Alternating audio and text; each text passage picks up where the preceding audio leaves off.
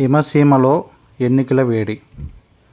కల్లోల కాశ్మీరంలో 10 ఏళ్ల తర్వాత అసెంబ్లీ ఎన్నికలు. కేంద్రపాలిత ప్రాంతంగా మారాక తొలిసారి 370 ఆర్టికల్ రద్దు తర్వాత ఇదే తొలి బ్యాలెట్ పోరు. ప్రజల మనోగతాన్ని పట్టివ్వనున్న ఫలితాలు.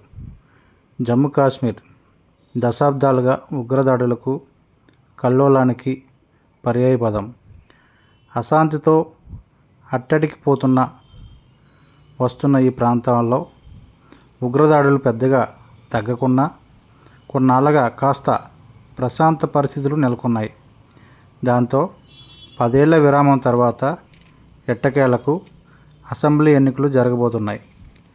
జమ్మూ కాశ్మీర్కు ప్రత్యేక హోదా కల్పించిన ఆర్టికల్ 370 రద్దు, నియోజకవర్గాల పునర్వ్యవస్థీకరణతో పాటు కాంగ్రెస్ కీలక నేత గులాం నబీ ఆజాద్ కొత్త పార్టీ స్థాపన వంటి కీలక పరిణామాలెన్నో ఈ 10 ఏళ్లలో చోటు చేసుకున్నాయి.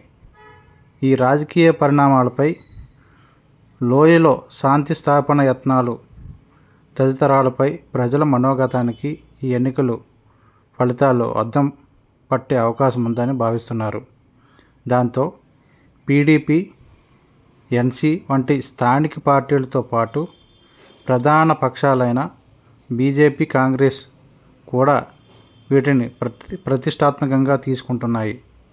పైగా జమ్మూ కాశ్మీర్ను కేంద్రపాలిత ప్రాంతంగా మార్చాక జరుగుతున్న తొలి ఎన్నికలు కావడంతో ప్రజల తీర్పుపై సర్వత్రా ఆసక్తి నెలకొంది. దశాబ్ద కాలంగా జమ్మూ కాశ్మీర్ రాజకీయ ముఖచిత్రం ఊహాతీతంగా మారిపోయింది. 2026 జనగణన దాకా నియోజకవర్గాల పునర్వ్యవస్థీకరణ జరపరాదన్న రాష్ట్ర అసెంబ్లీ తీర్మానాన్ని పక్కన పెట్టి 2022లో ఈ ప్రక్రియ చేపట్టారు. అసెంబ్లీ స్థానాలను 87, లద్దాఖ్లోని 4 స్థానాలను మినహాయిస్తే మొత్తం 90కి పెంచారు. మొత్తం సీట్ల సంఖ్య పెద్దగా పెరగకున్నా ముస్లిం ప్రాబల్య కాశ్మీర్లో సీట్లు 47కు తగ్గి హిందువులు ఎక్కువగా ఉండే జమ్మూలో 43కు పెరగడం విశేషం. జమ్మూలోని సాంబా, రాజౌరి, కథువా జిల్లాలో 2 సీట్లు పెరిగితే కశ్మీర్లో 1 స్థానం కుప్వారాలో పెరిగింది. అంతకుముందు కాశ్మీర్లో 46, జమ్మూలో 37, లద్దాఖ్ ప్రాంతంలో 4 సీట్లు ఉండేవి. 2011 జనాభా లెక్కల ప్రకారం జమ్మూ కాశ్మీర్లోని జనాభాలో 43.8% మంది జమ్మూలో, 56.2% కాశ్మీర్లో నివసిస్తున్నారు.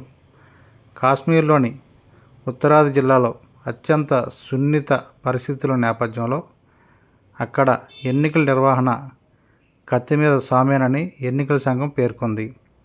ఈ నేపథ్యంలో ఎన్నికలను 3 దశల్లో నిర్వహించాలన్నది నిర్ణయాన్ని ఎన్సీ ఉపాధ్యక్షుడు ఉమర్ అబ్దుల్లా స్వాగతించారు.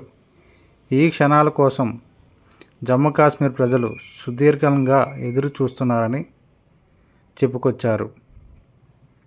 2019లో ఆర్టికల్ 370 రద్దు చేసినప్పటి నుంచి జమ్మూ కాశ్మీర్కు రాష్ట్ర హోదా తొలగించి కేంద్రపాలిత ప్రాంతంగా మార్చారు. నాటి నుంచి కీలక అధికారాలన్నీ లెఫ్టినెంట్ గవర్నర్ చేతిలోకి కేంద్రీకృతమయ్యాయి.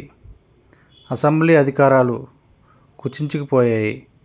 దాదాపుగా ప్రభుత్వ నిర్ణయాలన్నిటికీ లెఫ్టినెంట్ గవర్నర్ ఆమోద ముద్ర తప్పనిసరిగా మారిపోయింది. పోలీస్ వ్యవస్థతో పాటు భూములకు సంబంధించిన అన్ని అంశాలపైన లెఫ్టినెంట్ గవర్నర్దే నిర్ణయాధికారం.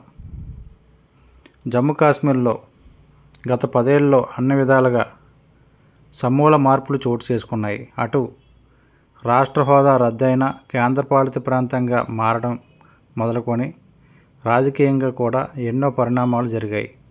వీటన్నింటిపైగా సగటు జమ్మూ కాశ్మీర్ ప్రజల మనోగతానికి వారి ఓటింగ్ సరళి అద్దం పట్టనుంది. అందుకే ఈ ఎన్నికలు జమ్మూ కాశ్మీర్ చరిత్రలోనే కీలకమైనవిగా భావిస్తున్నారు.